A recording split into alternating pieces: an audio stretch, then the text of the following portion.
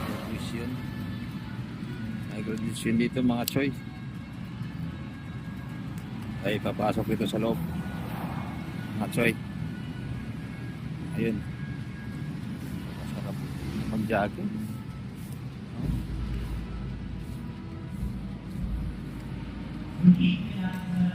Sana yung kasama natin.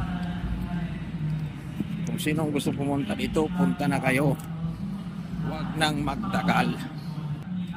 Dito yung dalawa.